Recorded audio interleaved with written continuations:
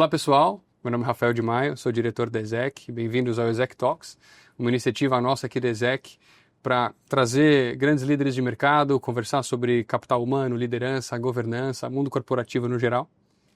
E hoje eu recebo aqui a Cíntia Dremer.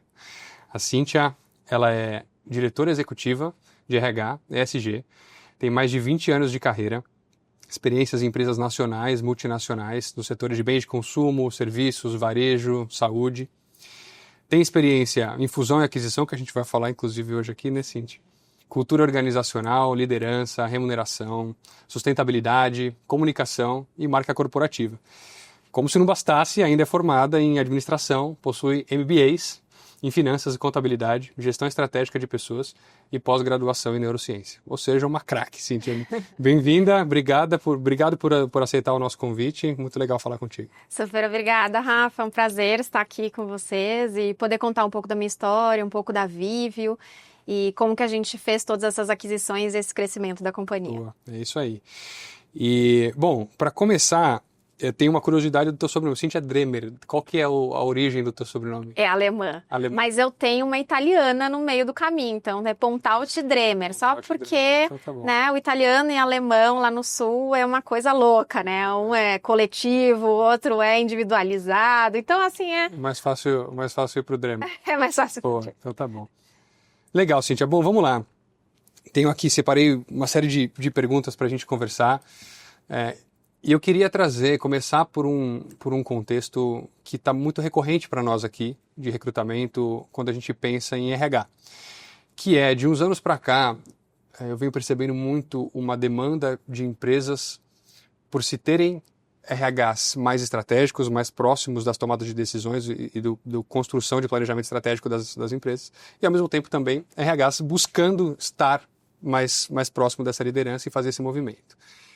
E na sua carreira você conseguiu fazer isso. Eu queria entender contigo como é que você fez para conseguir se aproximar dessa liderança, né? Como é que você consegue enxergar que o RH pode buscar mais influência dentro das empresas hoje e se existe algum tipo de abordagem que você acha que faz mais sentido nesse movimento de intenção. Não, super legal. Acho que é um movimento que o RH faz há bastante tempo, que eu tenho visto esse movimento de o RH se aproximar do negócio e ser realmente um advisor ali do negócio e fazer com que a gente esteja cada vez mais sentando e decidindo junto com os nossos líderes de negócio.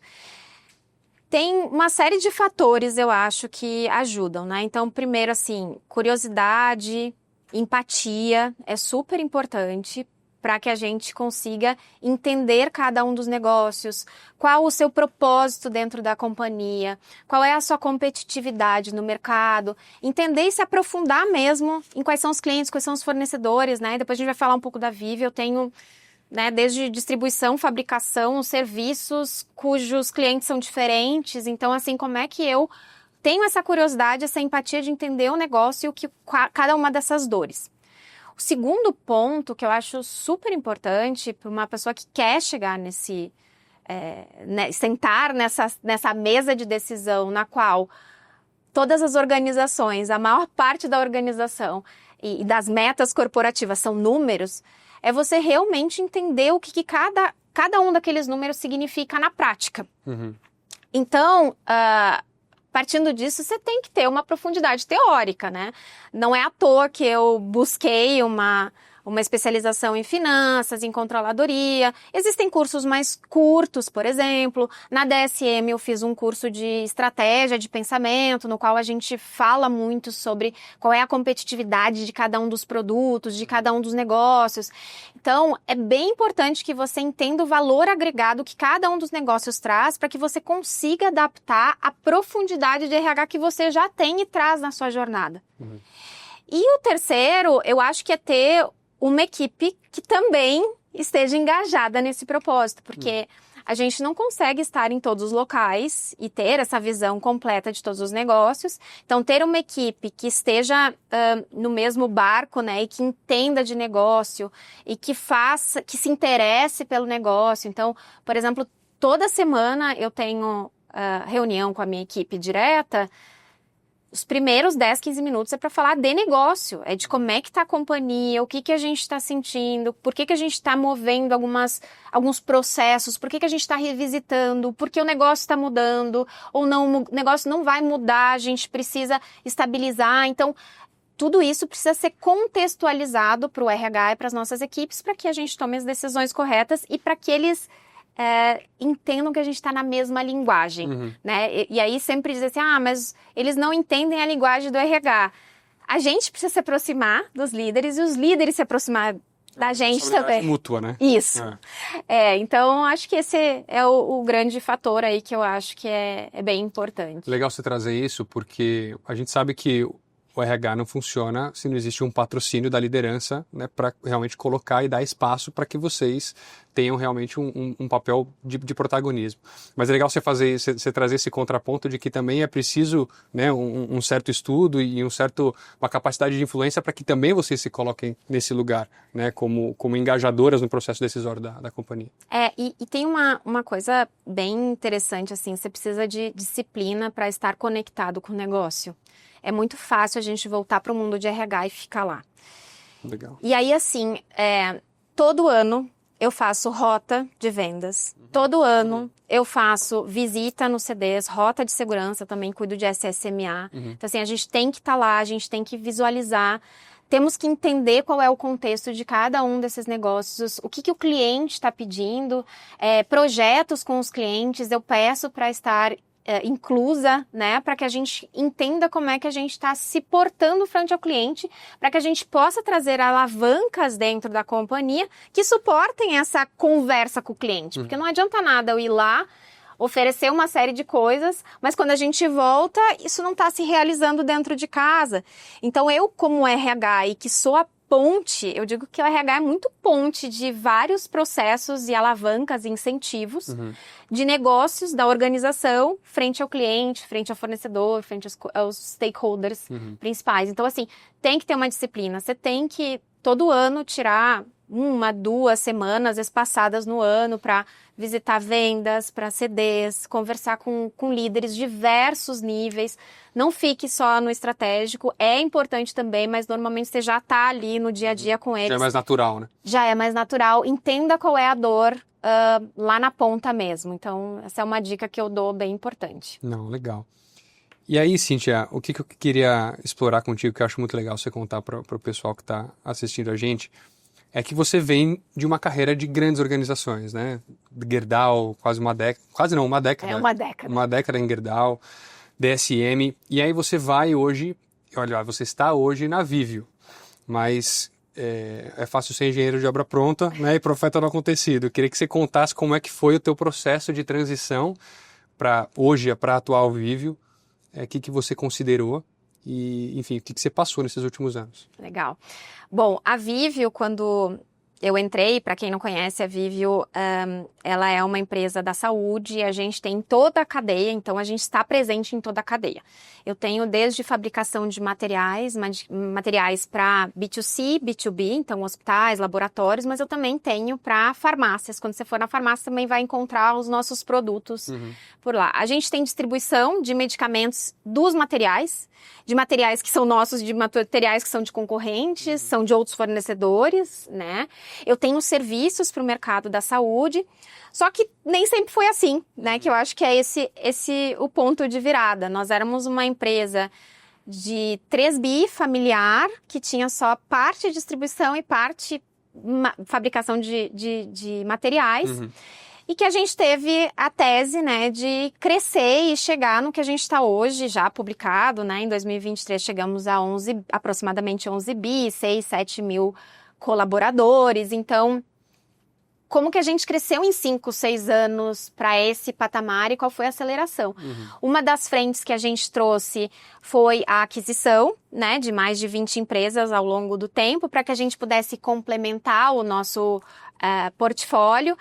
E aí, como que eu fiz essa virada, né? E por que eu fiz essa virada?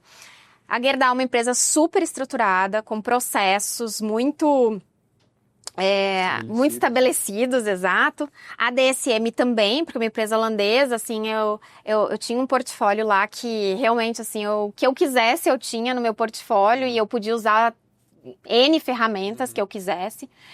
E chegou um momento que eu pensei na minha carreira, eu me autoconhecendo e pensando no que eu queria de propósito. Eu queria fazer uma jornada de RH na qual eu tivesse mais autoria. Não que a Gerdau não tivesse, ou que a DSM não tivesse, mas eu realmente ser autora, estar num board de decisão, conversar com conselheiros, ter essa exposição. E a Vivio chegou nesse momento dizendo, olha, a gente vai triplicar, quadruplicar a empresa, né? É uma decisão que eu digo que ela precisa ser analisada no contexto. O executivo que está buscando isso, além de se autoconhecer, além de se ter um propósito, ele tem que entrar nesse contexto e saber exatamente onde é que ele está entrando. Então, conversar com os conselheiros, conversar com os pares, conversar com o CEO, conversar, às vezes você pode inclusive pedir para conversar com a sua equipe, para que você minimize os seus riscos, né, de saída de uma multinacional com tudo pronto e para escrever a sua história e o quanto de apetite essa nova companhia que você está indo vai te dar de espaço para você escrever essa jornada, que era o meu caso, né, que era o que eu queria. Então, esse foi o objetivo e eu acho que eu já me sentia bastante pronta por estar aí, né, 15 anos já fazendo processos em empresas mais estruturadas.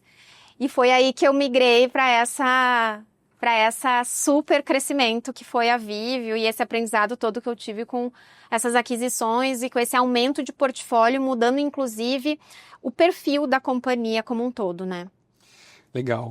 Você traz para mim, com essa história e conhecendo a tua carreira também, uma combinação de três fatores imprescindíveis para quem quer colher resultados significativos, assim, que é a empatia, né? Porque você fala de pessoas e você enxerga pessoas como pilar da tua carreira e de parte da sua transformação. Ambição, porque sem a ambição, né, a gente não se move.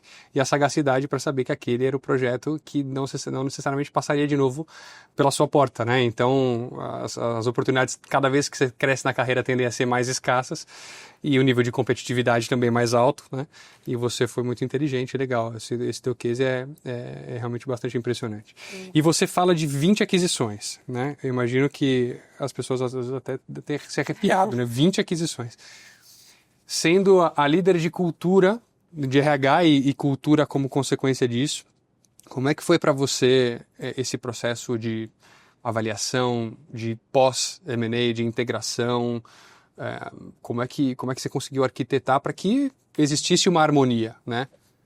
É um aprendizado, né? Assim, eu digo que foram mais de 20, né? Em torno de 25. Cada uma delas é diferente. Não existe uma receita pronta. Até muitos RHs, né, me ligam. Posso fazer um benchmark com você, já que você tem tanta experiência? E eu sempre pergunto assim, qual o contexto que você está entrando nessa companhia?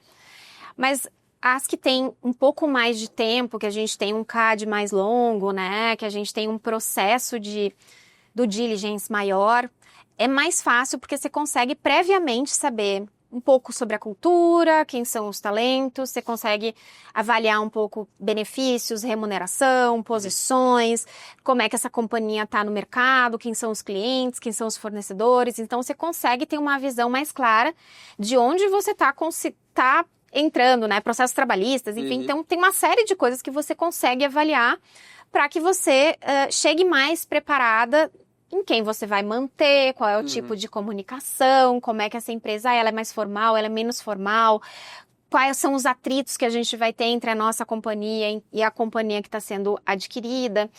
E tem outros que a gente é muito rápido o processo. Então, assim, em questão de 1-2 meses está pronto o negócio, a gente, né, quase não tem uma visibilidade do que vem pela frente. E aí, ao contrário do que as pessoas acham, por ser uma empresa pequena, normalmente, que é adquirida, por isso que ela demora menos tempo, as pessoas acham que é mais fácil fazer uma integração. Não necessariamente, porque as pessoas aceleram muito o processo de integração dessa companhia pequena E às vezes a gente toma decisões erradas, porque eu não tive um pré-trabalho para ser feito. Então, às vezes, o que acontece, quanto menor é o tempo que você tem de aquisição, e mesmo ela sendo pequena, mais longo vai ser o teu processo de integração. Porque aí você precisa ter mais tempo de absorver tudo que essa companhia tem para te mostrar, né, e trazer o legado. Então, essa é uma das coisas importantes. Agora, o que a gente faz, né? Quais são adquirimos, né? A due diligence é uma coisa, e adquirimos. O que fazemos, Pós, né? né? O pós. O pós, a primeira coisa, e que e a gente estava conversando muito sobre isso, assim, eu sou muito voltada ao negócio, né? A gestão da mudança de qualquer aquisição, a gente tem que saber qual é a estratégia daquela aquisição.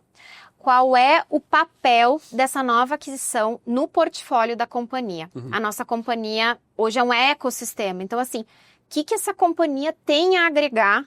Qual é o valor agregado para o cliente, para o fornecedor, para o stakeholder, N stakeholders que a gente tenha, para os nossos colaboradores, o que ela tem para agregar, para dar significado para aquela aquisição. Tanto para quem está sendo comprado, quanto para quem compra. Então, a gente tem um propósito para estar comprando isso, que é esse. Visto isso, a gente analisa, que é uma coisa super importante, que é o go-to-market, assim. Como que a gente vai fazer esse go-to-market? Existem várias, N maneiras de você fazer. Então, por exemplo, compra uma concorrente. A concorrente, ela vai permanecer concorrendo com a sua atual, é uma saída, né? Dependendo de onde está. Por exemplo, você pode ter uma região, ela é mais forte no norte, e norte e nordeste, essa marca é importante, versus uma outra do sudeste. Você vai unificar elas em uma só, é uma das duas marcas, é uma única marca, e aí eu cuidava de marca logo que eu cheguei também. Então, isso é bem importante porque vai desdobrar como que a gente vai ser visto pelo cliente, sendo concorrentes ainda, ou sendo uma única empresa, ou uma terceira empresa. Isso é bem importante porque vai desdobrar para dentro de casa em estrutura. Não só uma estrutura comercial, mas, por exemplo, compras. A gente vai manter compras separadas, eles vão ter interlocução com duas pessoas. Pode ser que seja benéfico, pode ser que não. Então, depende muito da companhia. A gente optou muito mais para fazer a unificação. A gente já teve unificação de manter uma das marcas, a gente já teve uma unificação de transformar uma nova marca, né? Para que todas elas se sentissem incluídas e não optar por uma ou outra.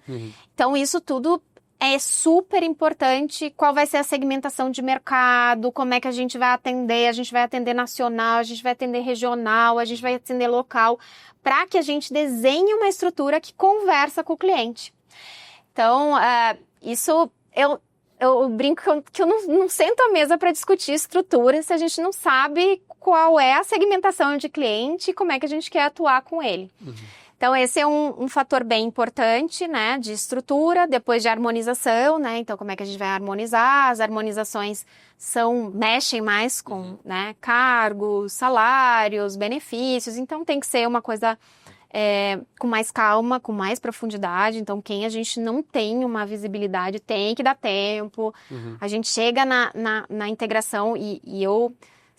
Dessas 25 aquisições, eu não devo ter ido no primeiro dia de umas 4 ou 5 só. Eu gosto de estar lá, não só para fazer o primeiro assessment, mas para realmente apresentar a empresa e fazer um convite. Porque é um convite, na real. As pessoas que estão sendo adquiridas, elas são convidadas a participar. Sim. Elas podem dizer, não, eu não quero, estou sendo adquirido, vou embora. E a gente perdeu um potencial talento na organização. Então, eu gosto desse convite muito bem feito, explicado, dizendo qual é o significado daquela companhia para o todo, né, da Viveo. E eu acho que isso é bastante importante aí pro ter uma comunicação muito clara e muito engajadora. Legal. E você comentou desse processo de due diligence. Dificilmente as empresas fazem o assessment dos acionistas da companhia antes, para entender, fazer um movimento preditivo de como é que essa pessoa vai se portar sobre pressão ou sobre determinado movimento que o mercado pode acontecer. E Mas eu vejo que as pessoas que fazem isso, as empresas que fazem isso, tendem a colher um benefício prévio, porque você passa a ter um pouco mais de tangibilização de comportamento, né, dessas pessoas. Isso fazia parte do processo de vocês? Como é que vocês faziam essa avaliação?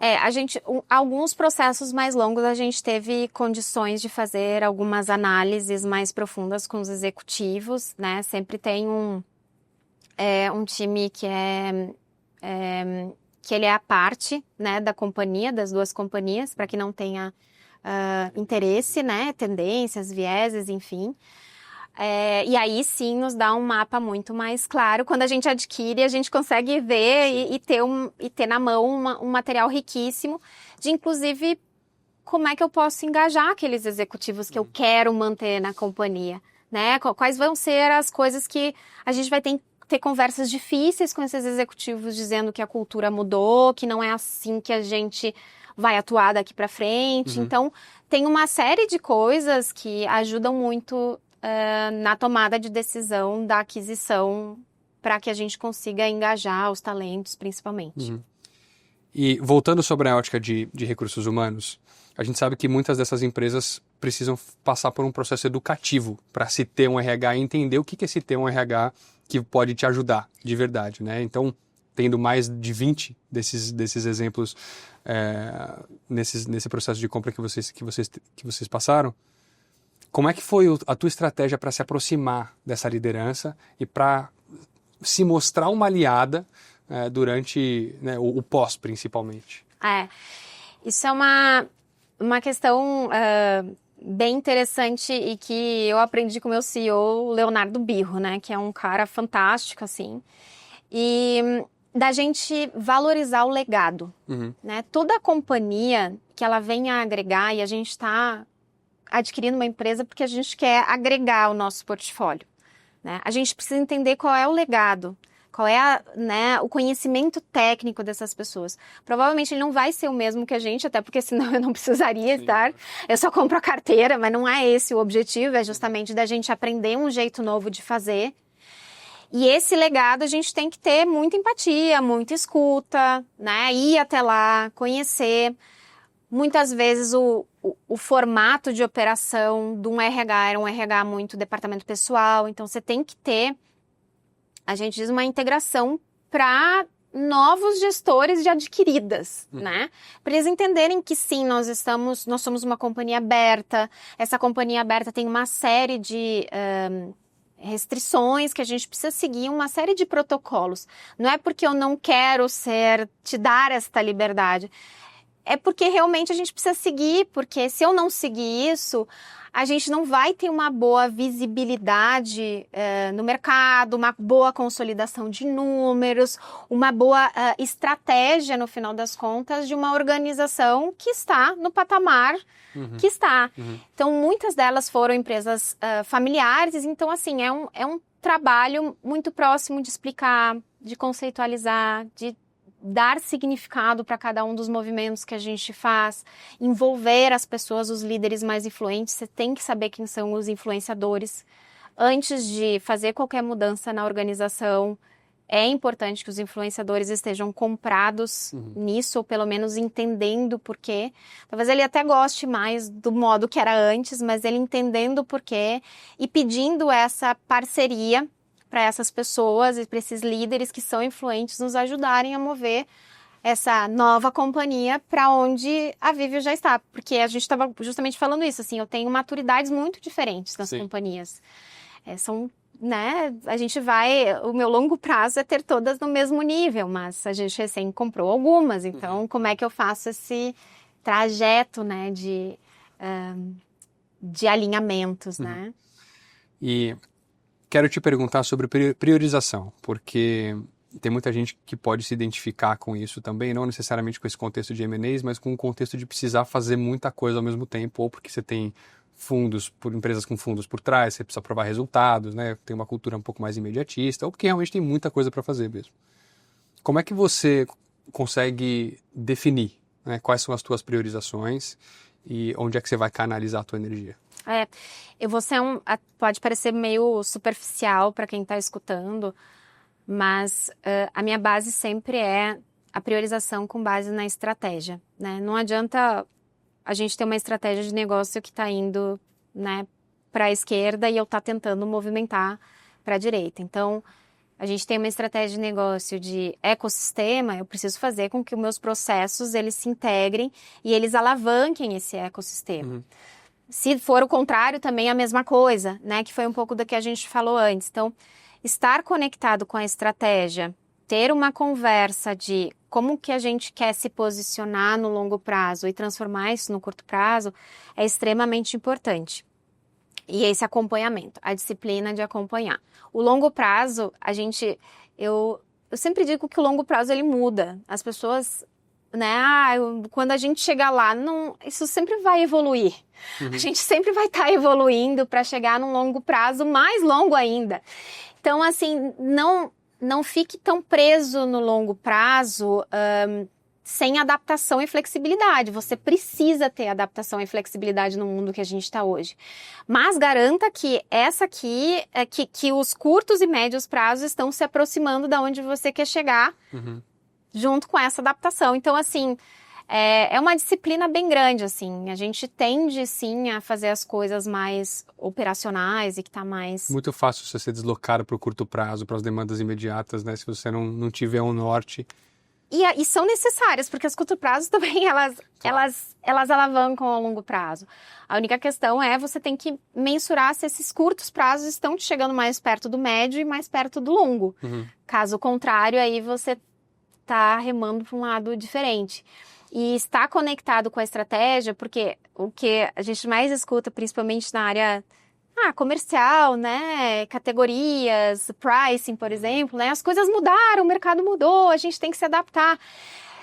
Pior coisa é você no RH estar vivendo aqui, né, pensando, né, em como padronizar, estabilizar, e eles pensando em mudança e transformação.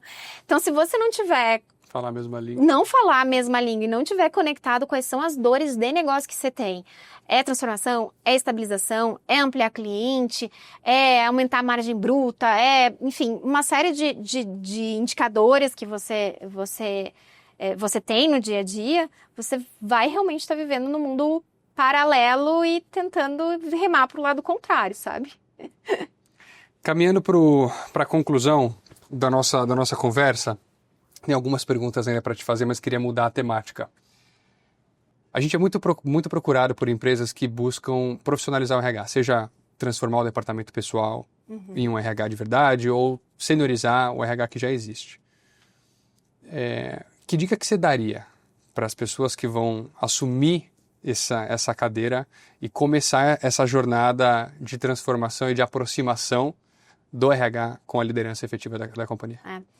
Independente se é uma startup, se é uma empresa de pequeno, médio porte ou big, né? Assim, uma empresa uma grande empresa.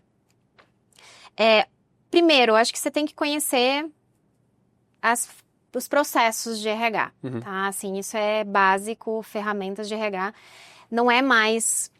Antes você era expert em RH e você tinha a sua posição. Não, isso já é básico, né? Então, assim, você tem que conhecer as ferramentas de RH, você tem que conhecer, mesmo que você não toque departamento pessoal, você tem que conhecer relações trabalhistas, porque vai impactar o seu negócio. Então, esse tipo de coisa já é básico na sua trajetória. Você tem que buscar algo a mais, que é quanto que essa pessoa realmente conhece de negócios, o quanto que ela já aplicou isso.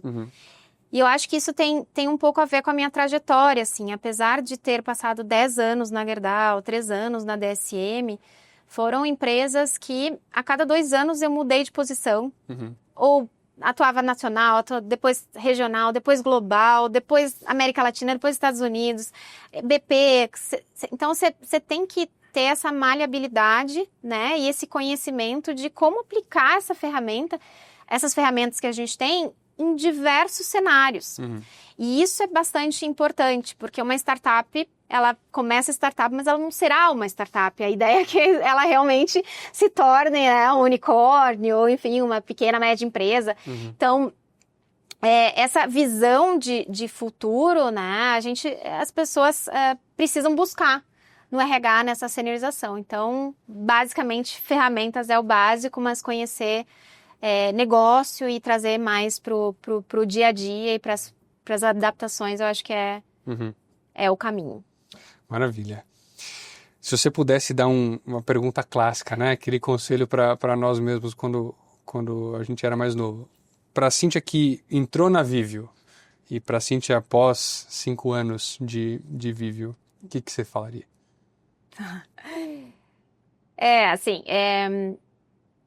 A Viveo é uma escola, né? Assim, não é uma escola eu digo, as processuais, né? Processo, isso tudo eu tive outras escolas. Não que a Viveo não seja isso, mas eu tive essa vivência muito nesse cenário muito mais, menos complexo. A Viveo me trouxe, além dos processos que a gente implantou, uma complexidade extremamente diferente, né? Que eu tenho no mesmo interlocutor um cliente, um fornecedor e um concorrente. Então, assim, eu estou falando com uma pessoa que para um dos meus negócios é um cliente, para outro é um concorrente, com outro fornecedor. Então, a Cíntia que começou lá atrás, né, foi ótima a bagagem que eu tive de processos, mas essa curiosidade, E eu realmente mudei um pouco o ciclo do meu aprendizado contínuo para algo mais de negócio, né? Inclusive com mentores externos para me ajudar a ter uma visão melhor de negócio, uma visão melhor de alguns processos. Ampliei o networking, né? Então, para que eu pudesse ter mais insights. E isso faz com que eu tenha desempenhado, né, a jornada até aqui. Então, eu diria para a Cíntia estar no caminho certo, né? Mas os processos são importantes, mas essa outra bagagem foi extremamente rica, assim. Né, quem quiser olhar um pouco no meu currículo, eu tô o tempo inteiro, né? Sou bem curiosa, né? Em termos de aprendizado. Então, mentores externos é uma dica, assim, que eu dou para todas as pessoas que me perguntam, seja de negócio, seja de finanças, seja de RH, seja para que você esteja mais próprio conselho, né? Você começa a ser exposto a conselho, a comitê de pessoas, como se portar, como trazer estratégia para esse grupo, quais são os interesses de um acionista, né? Ou de um membro externo que existe em determinado comitê, qual é a formação desse... Então, precisa ter essa curiosidade nata para que você consiga falar a mesma linguagem e, claro, uma preparação muito bem feita para que a gente seja assertivo, né? Muito bem, última pergunta. Tem muita gente que procura a mim e outros headhunters quando estão no momento de fazer uma mudança de carreira. Porque é sempre um momento que dá uma incerteza, dá aquele frio na barriga. Mas existem mudanças de carreira diferentes. Existem aquelas mais óbvias e existem as menos óbvias. Normalmente, o ganho está atrás das menos óbvias. O ganho mais exponencial, né? Pode ser que estejam atrás dessas menos óbvias. Como foi o teu caso, por exemplo. Foi. O que você diria para o pessoal que tem vontade de empreender, tem vontade de mudar de setor, tem vontade de fazer uma transição de carreira, né? Tem vontade de fazer alguma mudança que não seja um caminho natural? Eu acho que primeiro você tem que ter o autoconhecimento, assim, o que realmente você quer, qual é o seu propósito. Organização financeira é importante, né? Porque sempre quando você vai fazer um movimento de risco, né? As pessoas precisam ter essa visão de que talvez não dê certo. E se não der certo, o que eu vou fazer? Né? Eu vou voltar para o mercado, eu tenho gás financeiro para me manter durante um tempo, eu vou fazer um curso, enfim. Então, é bem importante que a pessoa avalie em todas as dimensões, familiar, pessoal, de mesmo profissional, né? O que essa mudança traz na vida desse indivíduo e da sua família que está ao redor, né? Mas justamente, eu acho, focar no que brilha seu olho, o que você quer fazer, o que você ainda tem que experimentar e que você pode deixar a sua marca que vai fazer a diferença e vai tornar esse risco menos menos arriscado, né? Um risco menos óbvio. E muito uma análise de cenário, né? Então, é preciso ter essa análise de cenário para saber onde é que você está entrando, né? E realmente qual é o perfil de companhia e se seu perfil está alinhado com isso. Então, essa é uma dica aí pro pessoal. E se preparem, né? A gente nunca sabe quando vai aparecer a oportunidade. Mas você tem que estar preparado, assim, em termos técnicos, networking, conhecimento de boas práticas, uma boa estrutura, enfim. Então, é um pouco das dicas que eu... Ótima resposta. É o que eu falo para esse pessoal quando eles me procuram. Quanto mais, e eu falei aqui no bate-papo, quanto mais você cresce na carreira, menos as oportunidades tendem a aparecer, porque é uma pirâmide, né? E ao mesmo tempo a tua concorrência aumenta, então às vezes não vai passar de novo, né, na sua porta. Então é legal conhecer as pessoas que abraçaram e subiram no bonde e hoje conseguiram ter o resultado que você tem. Então parabéns pela tua carreira, obrigado pelas respostas muito esclarecedoras. E, enfim. E se alguém quiser, né, me contatar no LinkedIn, fico super à disposição. Inclusive, postadora de conteúdos no LinkedIn. Postadora de conteúdos, exato. Adoro escrever um conteúdo. Legal. Então, fico super à disposição. Se alguém quiser uma troca de melhor prática ou mesmo uma dúvida que tenha de carreira, eu fico à disposição para poder ajudar. Obrigado, Cíntia. Prazer Obrigada, falar contigo. Rafa. Um abraço. Isso conclui a nossa conversa, pessoal. Obrigado por acompanhar aqui o Exec Talks. Foi um prazer falar com a Cíntia. Nos sigam nas redes sociais para que vocês possam acompanhar os outros conteúdos também no YouTube, no LinkedIn. E até a próxima.